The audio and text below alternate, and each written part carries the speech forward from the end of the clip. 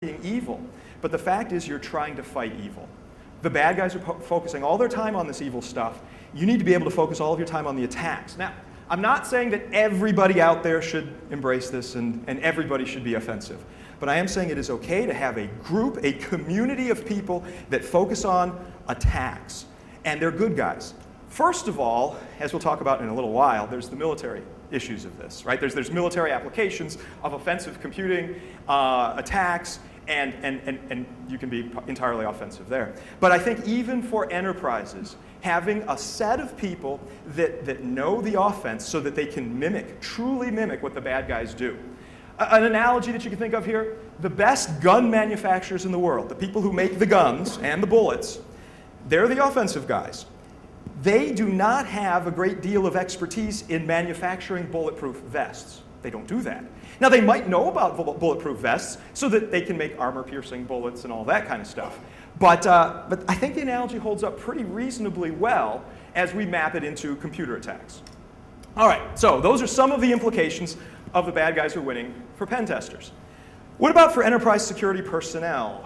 Enterprise security personnel. I'm here focused on the medium to large scale enterprises, maybe from 500 users up to 200,000 users, okay? If you look at your budgets, most of your organizations spend the vast majority of their security budget on preventative measures. And by preventative measures, I mean firewalls, antivirus, anti-spyware, endpoint security suites, system hardening, network-based intrusion prevention systems, try to detect the exploit and block it and so forth. Even auditing and vulnerability assessment are a form of preventative defenses because you're trying to find the flaws before the bad guy does so you can fix them before the bad guy exploits them.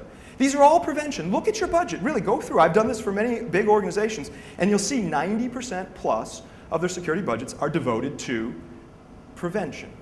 All right. But if you ascribe to my central thesis here, that is, a sufficiently motivated but not necessarily well-funded attacker can break into pretty much any organization, the preventative defenses have failed.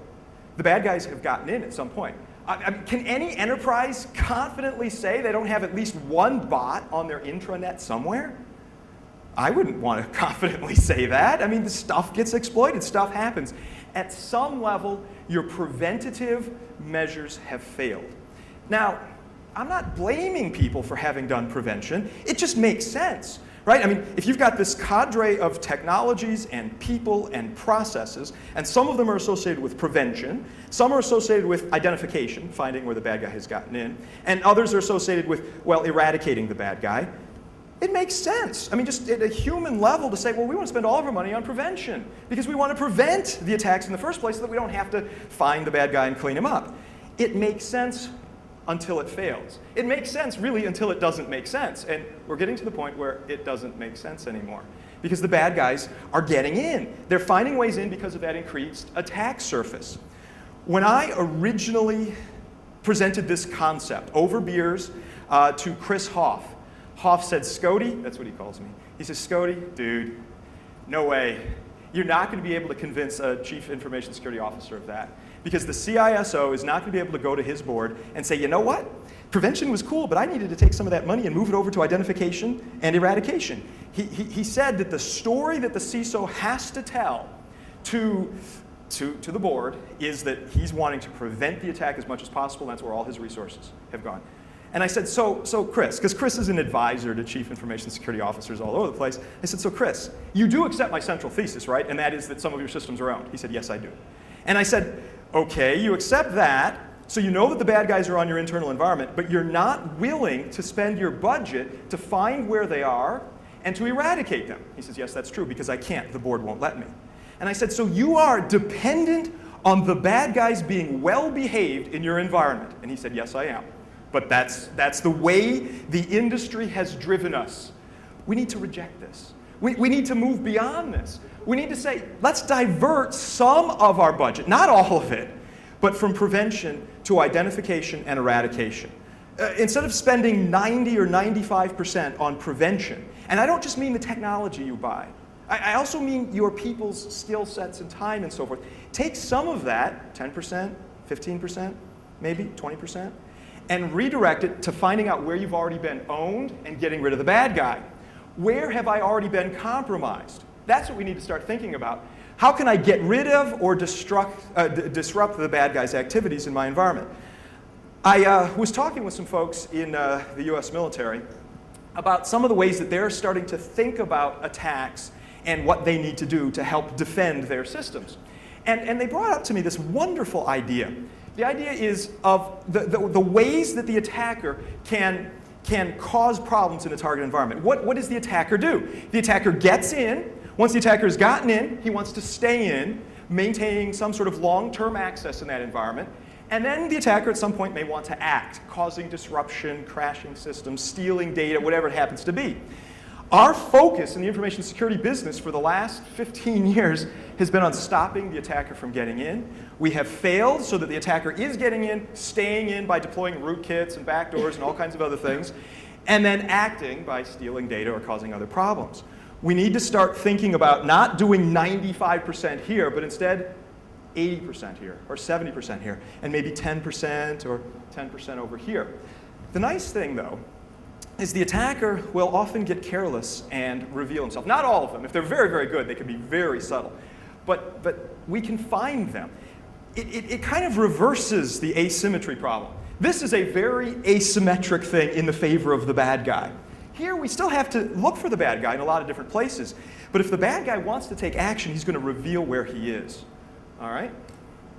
So, how, as an enterprise security professional, can you start to think about and start to articulate to your management this focus change from entirely prevention to prevention mixed with some good identification and eradication? Intrusion detection systems. IDS, yeah. IPS, intrusion prevention systems, is a it's called intrusion prevention system. It's a preventative defense, whereas IDS is focused more on detection, identification. One of the dumbest reports ever to come out of the information security space was that one several years ago where Gartner said IDS is dead. Instead, everybody's going to focus on IPS. Because Gartner said, well, if you can prevent the attack, of course, that's what you're going to do. Talk about completely missing the point of the difference between prevention and detection style defenses, right? Not all defenses have to be prevention. There's very good stuff that you can do with detection. The fact of the matter is, a lot of enterprise IPSs have to be tuned down to eliminate false positives. Because if you get a false positive with an IPS, it'll block a packet that is supposed to be allowed through, and you've just broken an enterprise application, and your life is hell. It's miserable.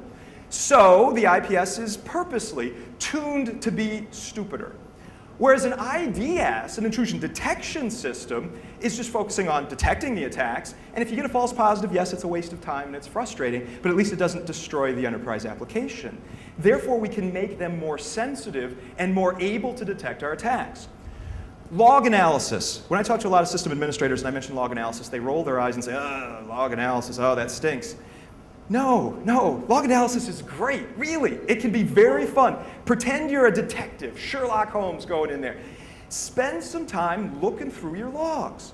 Now, sometimes when I say that, an enterprise security guy or maybe maybe a system administrator will say, dude, I don't have time to look through all my logs. And I say, well, how much time do you spend now?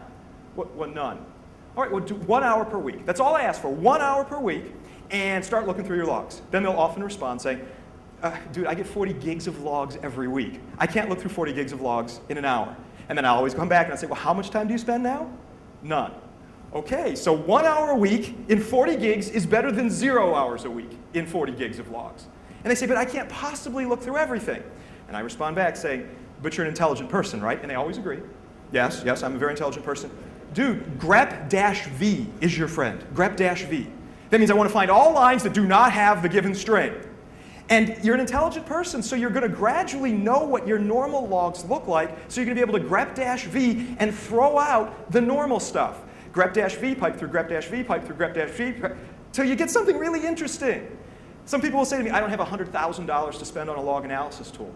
Nonsense. Look, if you have $100,000 to spend on log analysis, that's awesome. Good for you. There's some great stuff out there. But don't let the lack of a budget for log analysis prevent you from using grep to go through your logs. Really, I'm advocating grep as a log analysis tool, but I'm telling you, it works. You can find stuff, even in just an hour, especially as you do this every week, week in and week out, you become much more familiar with your organization. You become a better information security